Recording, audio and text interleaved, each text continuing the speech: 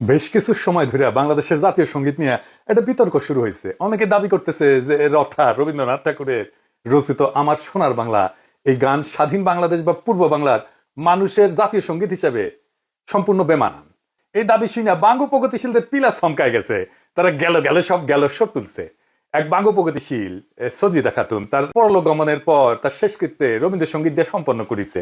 দেখেছেন কি আর কমু।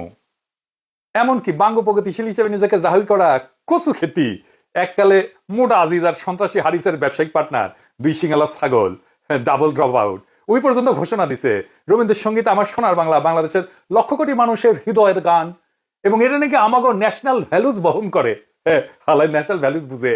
হ্যাঁ, উমেন খুব বুঝে ফেলিছে ন্যাশনাল ভ্যালুজ। হালা double drop out national values বাপ রে বাপ।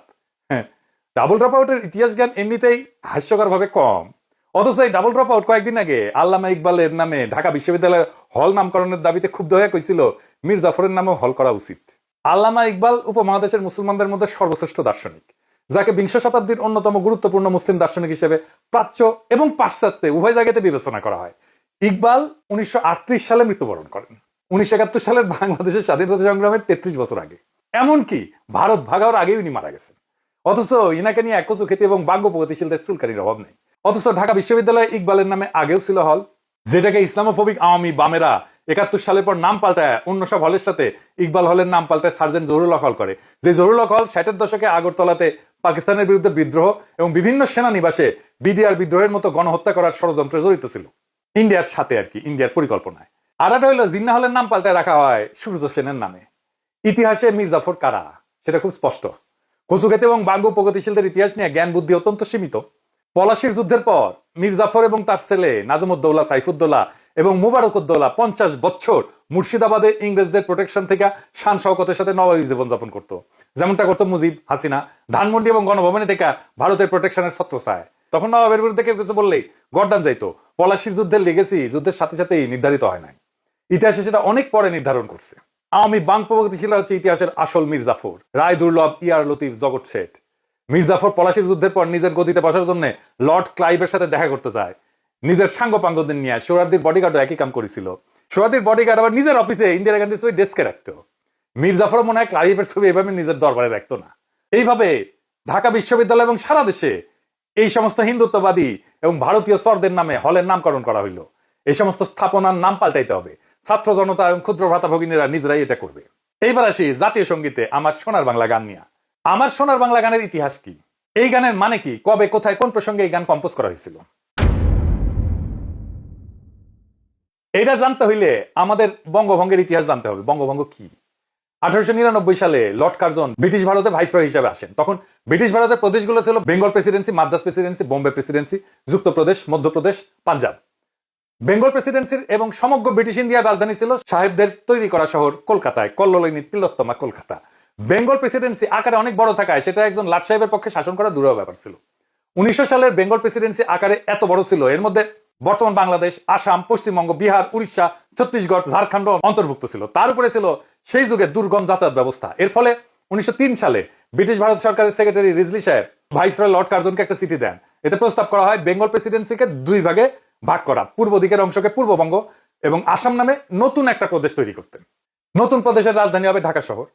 লর্ড কার্জন এই প্রস্তাবে সম্মতি প্রদান করে। এর ফলে 16 অক্টোবর 1905 সালে লর্ড কার্জন নতুন প্রদেশ পূর্ববঙ্গ এবং আসামের গোড়াপত্তন করে ঢাকাকে রাজধানী করেন।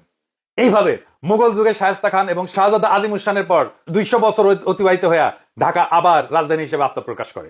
মুঘল সর্দার মুর্শিদ কুলি খান শাহজাদা আজিম উস-শানের পর 1700 দশকের প্রথম দিকে রাজধানী ঢাকা থেকে মুর্শিদাবাদে স্থানান্তর করেন। এরপর শুরু হয় বাংলায় হিন্দুত্ববাদীদের আন্দোলন, যেটা সন্ত্রাসবাদের রূপ নেয়। কলকাতার হিন্দু বাবুরা একদম বিক্ষোভে ফেটে পড়ে। এটা নিয়ে কলকাতার ভদ্রলোক বাবুরা অসংখ্য মিছিল বক্তৃতা সমাবেশ করে গরম করে দেয় দুনিয়া। বাবুদের দুইটা সন্ত্রাসবাদী সংগঠন ছিল, একটা কলকাতা কেন্দ্রিক যুগান্তর গ্রুপ আর একটা ঢাকা কেন্দ্রিক অনুশীলন সমিতি। যুগান্তর গ্রুপের সন্ত্রাসী ক্ষুদিরাম বসু একজন সাহেব ম্যাজিস্ট্রেটকে হত্যা করার জন্য সাহেবের গাড়ি লক্ষ্য করে বোমা হামলা করে। এই সমস্ত হিন্দুত্ববাদী সন্ত্রাসীরা 21 আগস্ট গ্রেনেড হামলার আদি জনক। ক্ষুদিরামের নিক্ষেপ করা গ্রেনেড সাহেবের গাড়ির পরিবর্তে দুইজন মেম সাহেবের গাড়িতে গিয়া পড়ে এবং একজন ইংরেজ ব্যারিস্টারের স্ত্রী এবং কন্যাকে হত্যা করে। ইংরেজ সরকার ক্ষুদিরামকে ধরে বিচার করে ফাঁসিতে লটকায় দেয়। এইরকম নারীঘাতক হিন্দুত্ববাদী সন্ত্রাসীকে আবার বাঙ্গু সমাজে সেলিব্রেট করা হয়, তাকে নিয়ে কবিতা লেখা হয়। এমনকি আমাদের আল মাহমুদও লিখেছিল, চিনতে নাকি সোনার ছেলে ক্ষুদিরামকে চিনতে? রুদ্ধশ্বাসে প্রাণ দিল যে মুক্ত বাতাস কিনতে। কি আর কমো।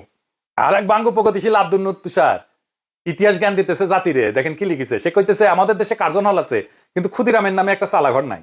ইংরেজদের দালাল নবাবদের মঞ্জিল আছে, মানে আসান মঞ্জিল আর কি, কিন্তু প্রীতিলতার একটা ভালো ভাস্কর্য নাই। মানে আছে কিন্তু ভালো নাই, কুটি আছে। প্রীতিলতার ভাস্কর্য জানাইন তো, হ্যাঁ খারাপ ভাস্কর্যটাই কুটি আছে, একটু জানবার চাই, হ্যাঁ না ব্যবস্থা করা লাগবে।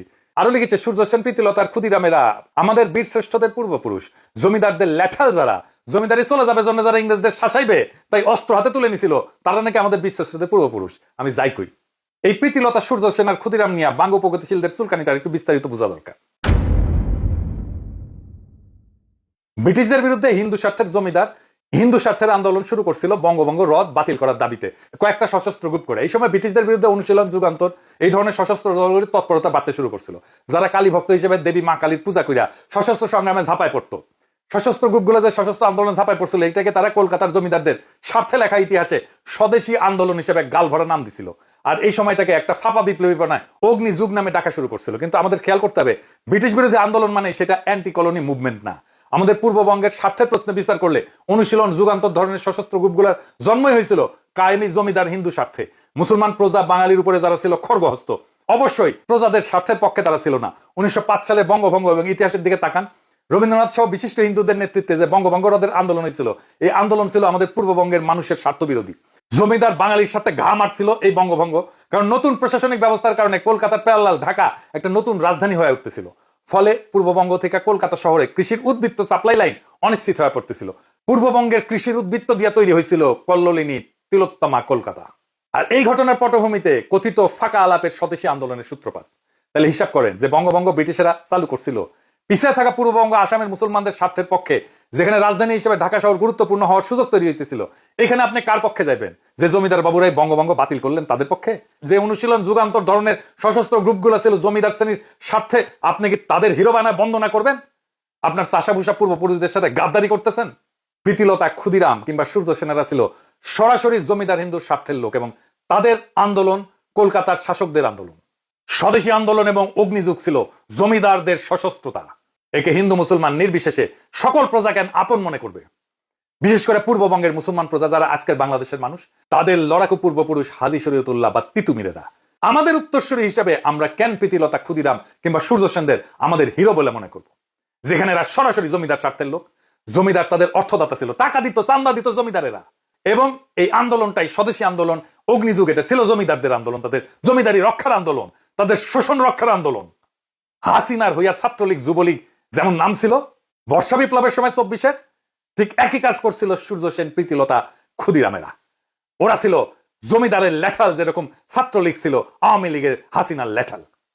যে জমিদার ব্যবস্থায় আপনার পূর্বপুরুষদের বঞ্চিত করে রাখা হইতো, এই সশস্ত্র গ্রুপের লোকজন সেই জমিদারদের ভাড়াটে সন্ত্রাসী। তারা তো আপনার পূর্বপুরুষদের স্বার্থের বিরুদ্ধের লোক। এই জমিদার শ্রেণী তো কখনো আপনার পূর্বপুরুষদের বাঙালি বলেই স্বীকার করে নাই, মান্যতা দেয় নাই। সেই জমিদার শ্রেণীর ঔরসে আজকাল বাংলা ভাষা, শিল্প, সংস্কৃতি গড়ে উঠছে। সেটা খুব ভালো কথা, কিন্তু জমিদার হিন্দু তো আপনারা এক্সক্লুড করিয়া হিসাবের বাইরে রেখা এই বাংলা ভাষা, শিল্প, সংস্কৃতির পতন ঘটাইছিল। যে প্রীতিলতার, সূর্য সেনের আপনি হিরো বানাইতে চান, তাদের অনুশীলন যুগান্তর ধরনের সশস্ত্র গ্রুপগুলো তো কখনো আপনাকে গোনাতেই ধরে নাই। আপনি তো মুসলমান হলে ঢুকতেও পারতেন না অনুশীলন যুগান্তরে। শুধু তাই না, এরা তো আপনারই স্বার্থ বিরোধী। সাধারণভাবে ঢাকাকে রাজধানী করার বিরোধী একটা আন্দোলন ছিল। চান্স পাইলে এরা প্রীতিলতা, ক্ষুদিরাম কিংবা সূর্য সেনদের নিয়ে আপনার তথাকথিত প্রগতির কাঁচা আবেগ টক বগায় ফুটতে থাকে। সূর্য সেন, ক্ষুদিরাম, প্রীতিলতার নামে কোনো স্মারক বাংলাদেশে থাকবে না। এই বঙ্গভঙ্গ বিরোধী আন্দোলন নিয়ে রমাপ্রসাদ ভাস্কর একটা প্রবন্ধ লিখছিলেন। প্রবন্ধটার নাম বঙ্গভঙ্গ এবং রামেন্দ্র সুন্দর ত্রিপদী। এই প্রবন্ধে সে আন্দোলনে রবীন্দ্রনাথ ঠাকুর ওরফে রঠার ভূমিকার বিস্তারিত বর্ণনা আছে। পূর্ব বাংলার চাষা মুসলমানদের জন্য যে এক আলাদা রাজ্য হচ্ছে, এটা কলকাতার বাবুরা মেনে নিতে পারে না। এই জন্যই তাদের এত হাউকাউ আন্দোলন, সন্ত্রাসী কর্মকাণ্ড। ওই আন্দোলনের সময় 25শে আগস্ট 1905 সালে কলকাতার টাউন হলে একটা সভা অনুষ্ঠিত হয়। সেটা ছিল বঙ্গভঙ্গের বিরুদ্ধে একটা প্রবন্ধ পাঠের আসর। বাবুরা নাম দিছিল অবস্থা এবং ব্যবস্থা।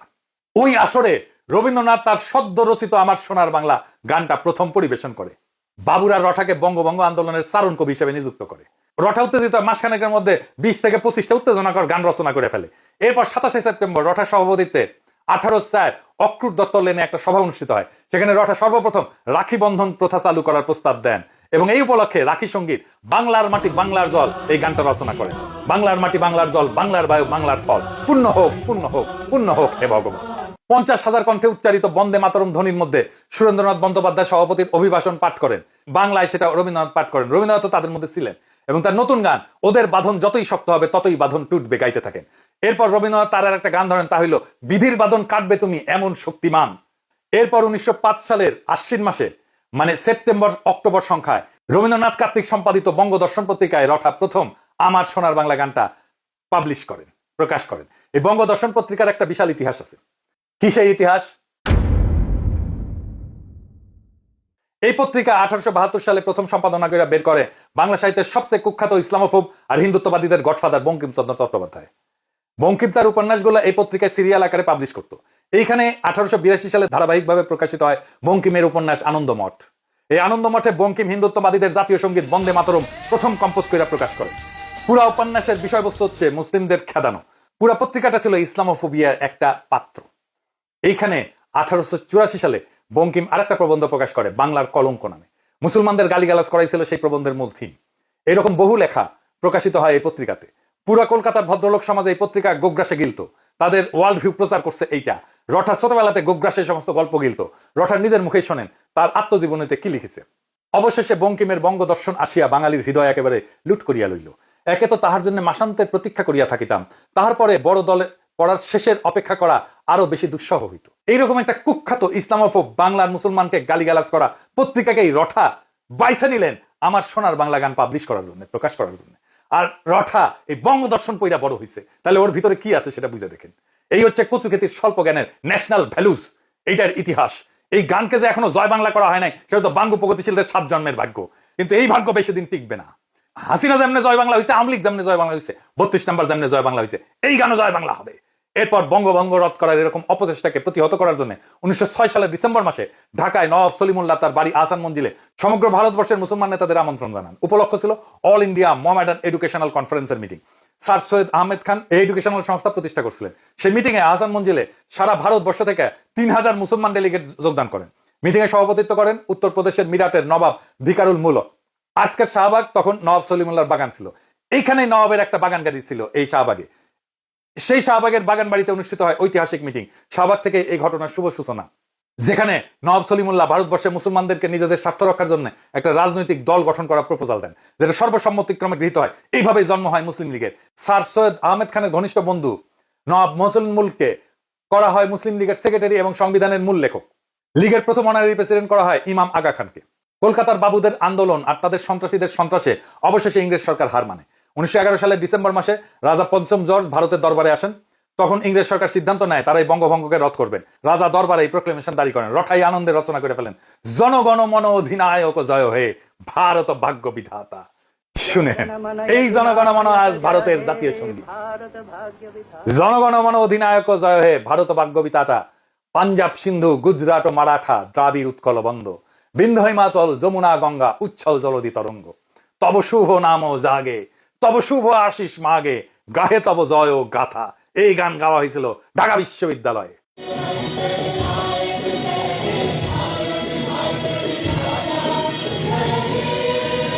রঠা নিয়ে একটা মজার গল্প শোনায়। রঠা কিন্তু মেয়েলি ভয়েসে কথা কইতেন। এটা নিয়ে প্রখ্যাত সাহিত্যিক সাংবাদিক আবুল কালাম শামসুদ্দিনের একটা ঘটনা আছে ওনার আত্মজীবনীতে, অতীত দিনের স্মৃতি বইতে।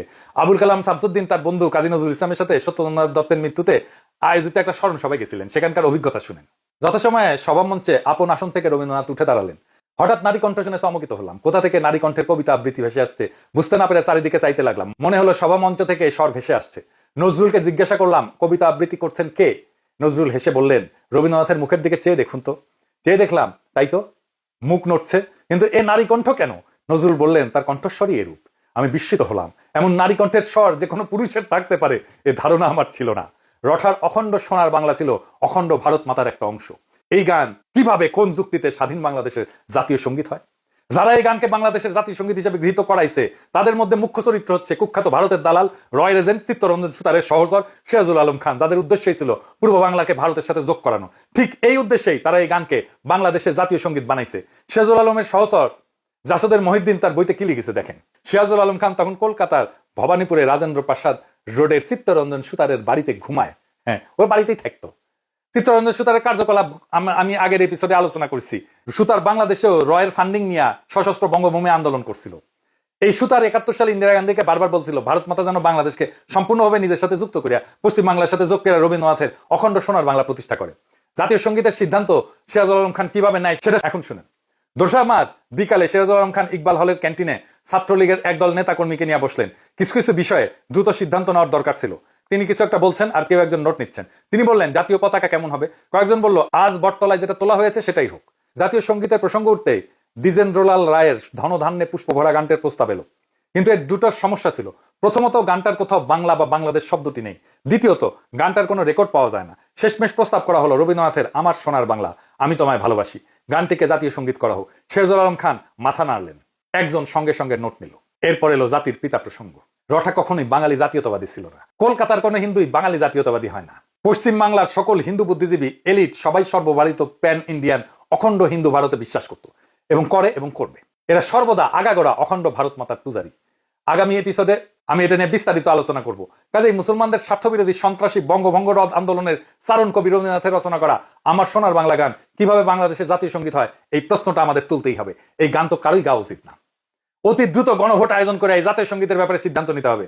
সিরাজুল আলম খানের চাপায় দেওয়া গানকে কখনোই আমাদের জাতীয় সঙ্গীত হিসেবে মেনে নেওয়া যাবে না, হবে না। রঠা বাঙ্গ প্রগতিশীলদের কাছে সবসময় একটা পলিটিক্যাল প্রজেক্ট ছিল।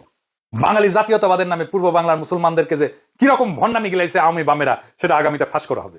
সামনের এপিসোডে সেটা নিয়ে আলাপ করা হবে। আমি 100% শিওর, যদি ধরেন নকশাল বা অন্য কেউ পশ্চিম বাংলার রাজ্যকে ভারত থেকে বিচ্ছিন্ন করার দাবি তুলতো, রবীন্দ্রনাথ বেঁচে থাকলে উনি নুরুল আমিন, ফজলুল কাদের চৌধুরী অথবা গোলাম আজম যেরকম অখণ্ড পাকিস্তান রক্ষার চেষ্টা করছিলেন, রঠা তার চেয়ে 10 গুণ বেশি এফোর্ট দিয়া অখণ্ড ভারতকে রক্ষা করতেন। খালি রবি না, পশ্চিম বাংলার অধিকাংশ বাঙালি ভদ্রলোক এই কাজটা করতেন। নকশালদেরকে তো ইন্ডিয়া অত্যন্ত কঠোরভাবে সামরিক শক্তি দিয়ে দমন করছে। সেটা নিয়ে পশ্চিম বাংলার বাবুরা জেনোসাইড, গণহত্যা বলে লাফায় না। এটাও অঙ্ক হিসাব প্রমাণ করে দেওয়া যাবে যে পশ্চিমবঙ্গে ভারতীয় আর্মির নকশাল দমন পাকিস্তান আর্মির অপারেশন সার্চলাইট থেকেও নির্মম ছিল। এমনকি শিখদের স্বর্ণ মন্দিরে ভারতীয় আর্মি হামলা অপারেশন ব্লু স্টার আর অপারেশন সার্চলাইট থেকেও ভয়ঙ্কর ছিল। ইন্দিরা গান্ধীর মৃত্যুর পরে যেভাবে শিখ জেনোসাইড হয়েছে, এরকম জেনোসাইড 1971 হয় নাই বাংলাদেশে। এইসব অনেকদিন আলাপ করা যাবে। বাঙ্গু প্রগতিশীলদের চিরতরে জয় বাংলা করে দেওয়া হবে। রঠার আমার সোনার বাংলা কখনোই পূর্ব বাংলার চাষাভুষাদের হৃদয়ের গান ছিল না। এটা ছিল হিন্দু জমিদারদের, কলকাতার বাবুদের শোক গাথা, যারা ঢাকাকে রাজধানী হইতে দেয়নি, যারা পূর্ব বাংলার মুসলমানকে বাঙালি মানেনি, আর রবীন্দ্রনাথকে বানাইছিল সেই আন্দোলনের চারণ কবি। এখন সেই গান আমাদের মাথায় চাপায় দেওয়া বলা হয় এটাই আমাদের জাতীয় সত্তা, এটাই আমাদের ন্যাশনাল ভ্যালুজ। কিন্তু ইতিহাস বদলায়, বাতিলের খাতা থেকে উঠে আসে নতুন সত্য। পূর্ব বাংলার চাষাভুষা মেহনতি মুসলমান যারা একদিন এই গান গাইতে বাধ্য ছিল, আজ ইতিহাস আপনাকে প্রশ্ন করতেছে আপনি কার শোক গাথা গাইতেছেন আপনার জাতীয় সঙ্গীত হিসাবে। তারেক রহমান আর বিএনপিকেও বলতে হবে কেন তারা রঠার গান জাতীয় সঙ্গীত হিসাবে পাইয়া গর্বিত। গর্বটা কোথায়? বাংলাদেশের সাধারণ চাষাভুষা মুসলমানের স্বার্থভঙ্গ কি তাদের গর্ব? জাতীয় সঙ্গীত হইতে হবে সেই গান যার জন্ম নেয় মুক্তির জন্য, প্রজার হৃদয়ে শোষণের বিরুদ্ধে দাঁড়ায়। আমার সোনার বাংলা না, আমাদের চাই আমাদের নিজস্ব, আমাদের আত্মপরিচয় বহনকারী, আমাদের স্বপ্নের প্রতিধ্বনি করা গান। এই লড়াই শুধু গান বদলের না, এটা ইতিহাস পুনরুদ্ধারের লড়াই, বঙ্গভঙ্গ রদ আন্দোলনের চক্রান্ত উন্মোচনের লড়াই, বাঙ্গ প্রগতিশীলদের চাপানো ন্যাশনাল ভ্যালুজের মুখোশ ছিঁড়ে ফেলার সংগ্রাম। এখনই সময় আসছে রঠার লেখা ইতিহাসের বদলে নিজের কলমে নিজের ইতিহাস লেখার, নিজের কলমে নিজের জাতীয় সঙ্গীত লেখার, নিজের কলমে নিজের গৌরবের ইতিহাস লেখার, বাংলাদেশের ভূখণ্ডের এই জনগণের সত্যিকারের জাগরণের ইতিহাস লেখার। এইবার সময় আসছে আমার সোনার বাংলাকে বিদায় জানানোর। নতুন স্বাধীনতার পরে আসবে নতুন জাতীয় সঙ্গীত। জয় হোক চাষাভুষার, জয় হোক ইতিহাসের, জয় হোক জনগণের মুক্তির, আমাদের আবহমান লড়াইয়ের। ইনকিলাব